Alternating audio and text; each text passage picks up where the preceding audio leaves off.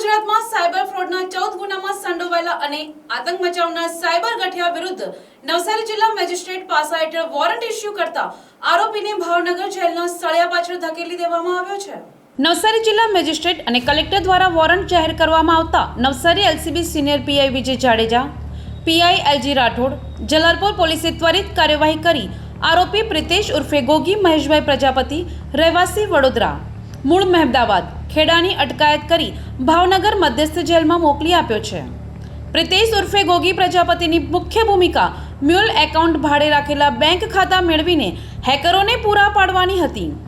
આ ખાતાઓના માધ્યમથી હેકરો છેતરપિંડીના નાણાં ટ્રાન્સફર કરી આખા રાજ્યમાં આર્થિક આતંક મચાવતા હતા।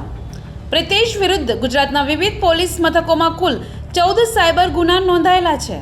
દક્ષિણ ગુજરાત અને સુરત રેન્જમાં સાયબર ક્રાઇમ આચરતા અસામાજિક તત્વો વિરુદ્ધ the Gujarat prevention of anti social act હેઠળ લેવાયેલું આ કદાચ પ્રથમ પગલું છે। મહેમદાવાદના સાયબર ગઠિયા પ્રિતેશ ઉર્ફે ગોગી પ્રજાપતિ ઇલેક્ટ્રિકલનો વ્યવસાય કરે છે અને તેણે જલાલપુર, નવસારી, અમરેલી, જૂનાગઢ, ખેડા, વલસાડ ટાઉન, સાબરકાંઠા, રાજકોટ શહેર અને અમદાવાદ સહિત 14 જેટલા વિસ્તારમાં પોતાના બેંકનું ખાતું ભાડે આપી છેતરપિંડી આચરતો હોય પોલીસે તેને પર કેસ કરતા પાસાની કાર્યવાહી કરાઈ છે। Bureau report, NTC news, Navsari.